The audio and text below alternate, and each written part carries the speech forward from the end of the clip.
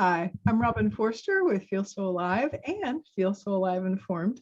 And I'll be looking down at my notes just so you know, I'm really excited about the person that I'm going to be interviewing, and I want to tell you a little bit about him. But first, I'd like to thank you for joining us either live or on the replay, and to let you know that I'm a solo entrepreneur and I'm fascinated with health and wellness, both yours, mine, and our planet's, and also aging gracefully. So let's go ahead and get into it with our speaker. The person today that I am interviewing, I think you're going to enjoy this.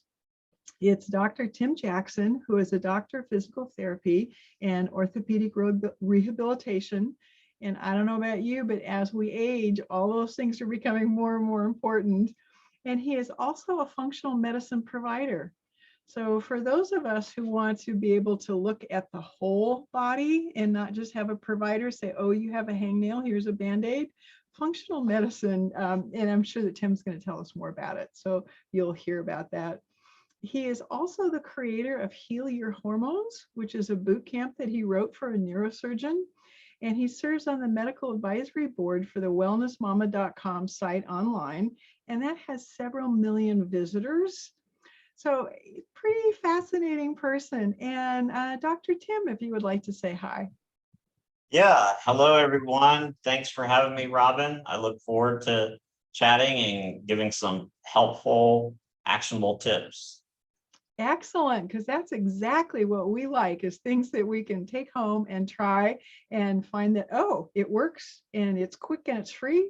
And then we'll make sure that we put your links and information at the end so that when people go, oh, I need to know more about this, how do I do that? They'll be able to get in touch with you. Sure. Okay, good. Okay, so the first question is, tell us a little bit about yourself. Yeah, so I'm Dr. Tim Jackson. I grew up in South Carolina. I went to undergrad at Wake Forest University in Winston-Salem, North Carolina. And it's a very prestigious academic university. I was pre-med, and I did very well academically. As I was doing my preceptorships at the Wake Forest School of Medicine, one of the residents that I was working with, who was also very much into lifting weights and exercising, he said, I don't think you'll be happy in an MD program. Just get a ticket to play the game. So just get a doctorate in something in healthcare. And so I got my doctorate in physical therapy and orthopedic rehabilitation from the Medical University of South Carolina. But I knew all along that I wanted to incorporate nutrition and eventually functional lab testing. And since 2013, I have had my own virtual telehealth practice. My website's healyourbody.org. I've been featured on over 10 summits in the Huffington Post, the Bulletproof Executive podcast, and Ben Greenfield Fitness. No, interesting. I just found Ben Greenfield the other day through someone else was saying something, and so I was kind of checking him out. I used to do sprint triathlons and was just getting ready for Olympic level triathlons, and then life happened, work changed.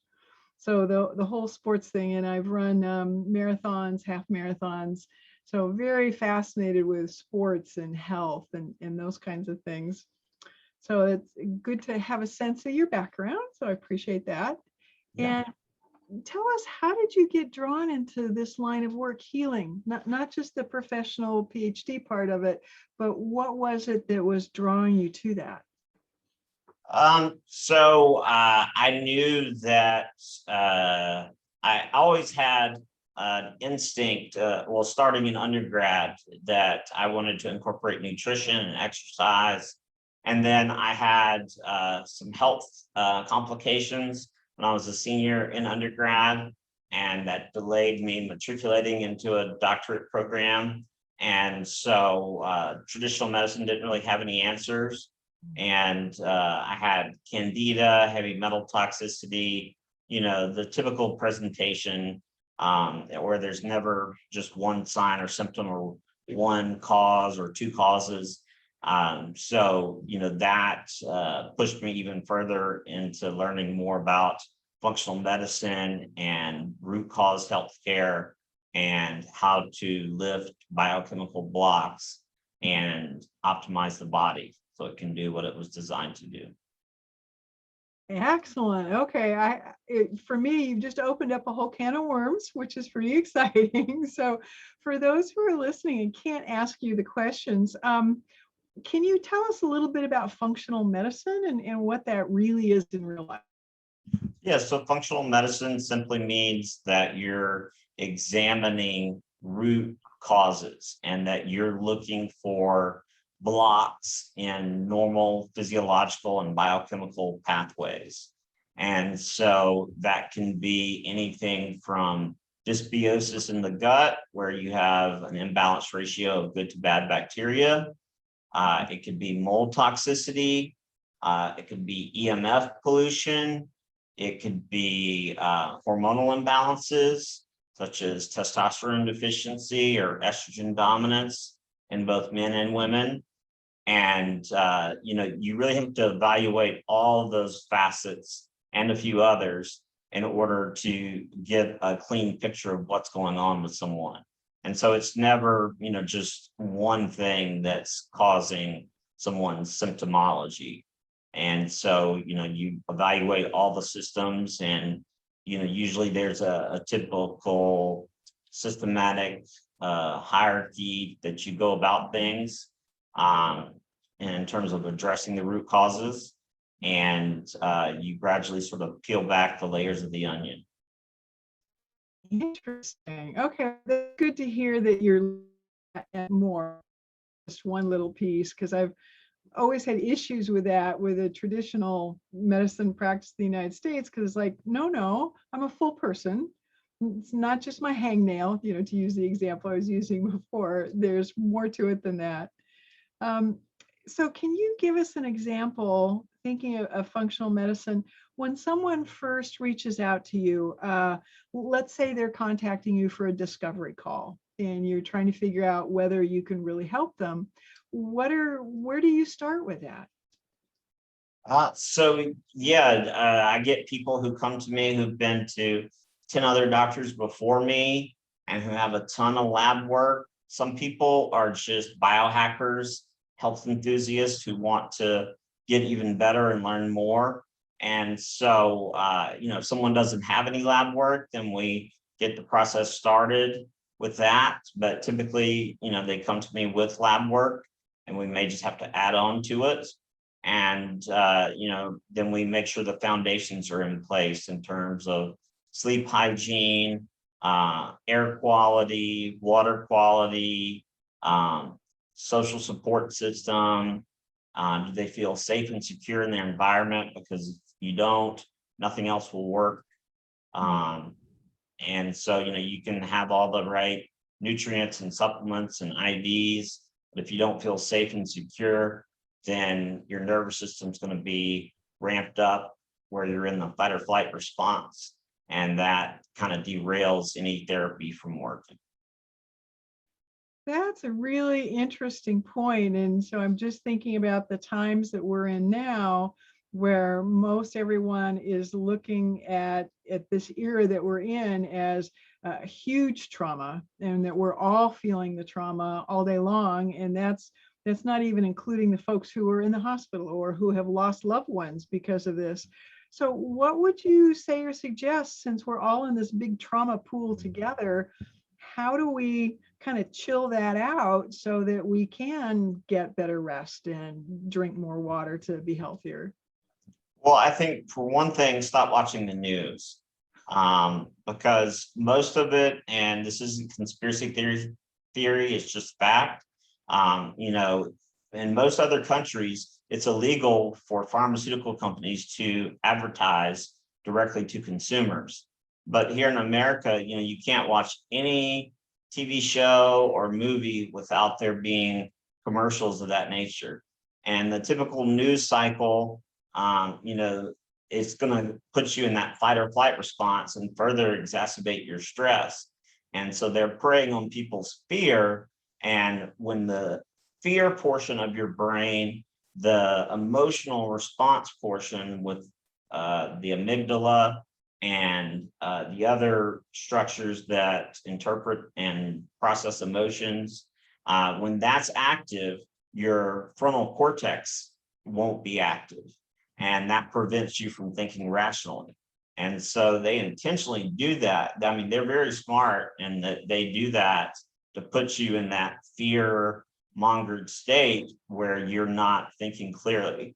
And so, getting away from traditional news, that would be a huge tip right there. And then two, get outside as much as possible. So direct sunlight, 30 minutes in the morning, 30 minutes in the evening on as much surface area of your body as possible, and walking barefoot. So grounding or earthing adds electrons to our bodies. And when you add electrons, it calms down inflammation. Oh, interesting. I didn't know about the electrons. That's interesting. I'm taking notes is why I'm looking down, because it's like, oh, yes, I need to remember this. And I've heard about walking barefoot before and how important that is. And I have to admit, I don't really do that. I've been trying to figure out how to make that work with where I live and my yard. And I'm in Oregon, as we were chatting before, and you're in South Carolina. And here it rains about 9-10 months out of the year. So it's a little different with sunshine and dry earth. But I'm going to work on that one because that's important. And Yeah, definitely. yeah, we just have about a minute or two left. And were there some tips or suggestions, some takeaways that people could try right away? Yeah, and so one thing that's completely free, you just need a bowl big enough to hold your head, and you're gonna put cold water, a mixture of cold water and ice, and you want the temperature to be between 38 degrees Fahrenheit and no higher than 45 degrees Fahrenheit. And you're gonna hold your breath and dunk your face into the water. Ooh. And this stimulates something called the diver's reflex. So studies done on divers who are doing free dives without oxygen tanks, they can hold their breaths longer, when they're underwater in cold water because of this diver's reflex. Now you can take breaks, so gradually build up your endurance, but when you initially dunk your face into the cold water and ice, you can hold it for 25-30 seconds and then come up and take a 8-10 second break, then dunk your face again, and do that for 5 to 6 times every morning. And that helps to activate something called the vagus nerve. Oh, great. And the vagus nerve is associated with our parasympathetic nervous system. And that's the part of our nervous system that we refer to as the rest and digest, or the feed and breed. And so that's where all your healing and recovery and regeneration occur.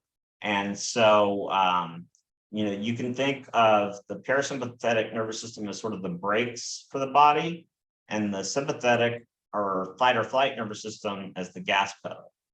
And so the cold face plunges activate the vagus nerve, which is part of the parasympathetic nervous system.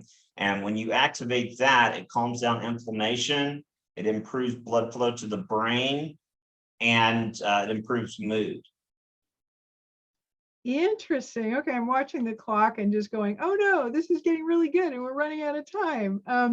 But one of the things I'm real fascinated about the vagus nerve, something that's kind of become more popular or more well-known recently, is that I have trigeminal neuralgia. And so the vagus nerve is something I'm really wanting to learn a lot about. And a friend that I interviewed a while ago, we were talking about the vagus nerve, and I always thought that we didn't want to activate it, but she was saying, no, we do want to stimulate it because that calms it down. Yeah, so when you stimulate, it activates something called the anti-inflammatory reflex. So that we actually have a reflex that controls inflammation, but certain medications, deficiencies in acetylcholine, which is a neurotransmitter, can all lead to decreased activation of the vagus nerve. And so your vagus nerve controls all your internal organs, and it's called the wandering nerve. And so when it's not activated, your digestion is going to suffer, your production of digestive enzymes, bile, stomach acid going to suffer, hormonal production will suffer. Huh, that's fascinating. We may have to do a whole session just on the vagus nerve because Yeah, more definitely. than 30 seconds, I can tell. Yeah. But I'm looking at the time, and we've already overstayed our welcome, and appreciate you being so kind to give us all this time. One short little must say, if you need to, and I will include your website and everything in the show notes. Yeah. So one thing I like to tell people is that if you're unwell or you're dealing with health challenges, it's pretty much impossible to get well in the same environment in which you became sick. And so your environment plays a huge role, and that's not just the physical and structural environment, but the people you surround yourself with as well. And I'm guessing that you would also include mindset too. Oh, yeah, of course. Yeah. Yeah. Because if you're feeling crabby and thinking crabby, you're going to stay your body telling you that it's crabby. Right. Yeah. Absolutely. Well, excellent, Dr. Tim. I'm going to end this recording. This has been fabulous. Okay. Thanks for having me, Robin.